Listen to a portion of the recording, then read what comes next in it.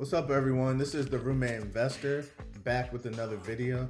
Today we're going to talk about maximizing your rental income with the Section 8 housing program. For those of you that don't know, I started my real estate journey doing roommate investing, and I obtained over 40 rooms that I rented mostly to college students. Although this was a great path early on for me and allowed me to build my foundation in real estate, I eventually needed to transition into something a little more stable, less volatile, and a little more less hands-on than what I was doing roommate investing. And by having this mindset, I found the Section 8 program. This has been a game changer in my real estate business for various reasons. There's a lot of myths about the Section 8 program and the type of tenants that you can incur. So I just kind of wanted to break down some of the myths and break down some of the financial opportunities and kind of how you can get into the Section 8 program with a good start on the right foot early on.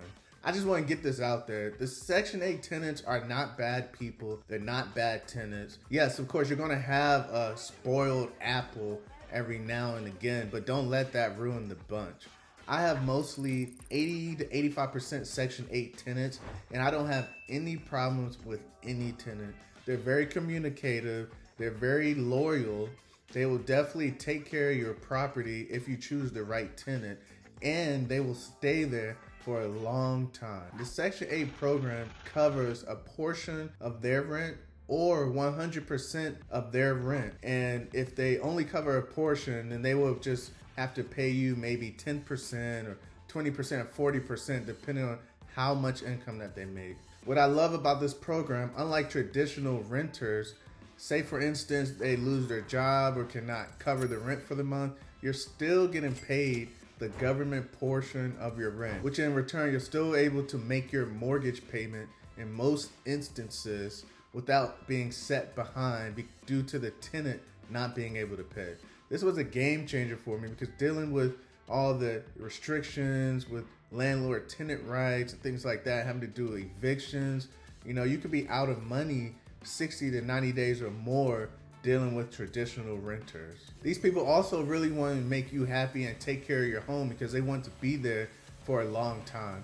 They just like us, nobody likes moving around constantly from home to home. They're looking for stability and a place to call their home. So in actuality, they're going to take care of your home because they don't want you to give them a notice and now they have to start the process all over. The key component when looking for a house, specifically for Section 8, is the bedroom count.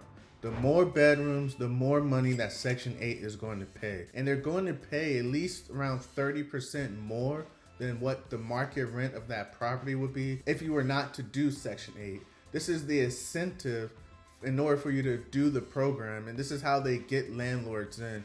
Not only with the guaranteed rent, but they're also marking up the rent a little bit in order to continue to attract more and more landlords to help more and more people. With that being said, you want to have the largest house as possible. Of course, everything is dependent upon your area. So in some instances, your cap may be 6 bedrooms. So if you have a 7, 8, or 9 bedroom home, you're still only going to get the same amount of rent that you would for a 6 bedroom. So you want to kind of figure out what your cap is and go from there. You can do this by calling the Section 8 office in your area, and they will send you their rental analysis worksheets, and you can review the numbers and see what works best for you. With that being said, the house does not have to have 6 or 5 bedrooms in the beginning. What you can do is buy a house, say a 3-bedroom house, but you have a large amount of square footage. With this, you can renovate the house from a 3-bedroom to a 4-bedroom, a 4-bedroom to 6-bedroom. Because you have the additional square footage, you can kind of frame out some bedrooms and closets. You can make a 3-bedroom into a 4 or 5. Essentially, you're paying the price for a 3-bedroom to get into the game, and you're converting it to a 5-bedroom or more to get the income off of a 5 or 6 bedroom. You can also just buy a 5 or 6 bedroom as well, with the thought process that it will cost you more in the beginning, but over time with the Section 8 benefits and with continued mortgage paydown, you're going to win either way.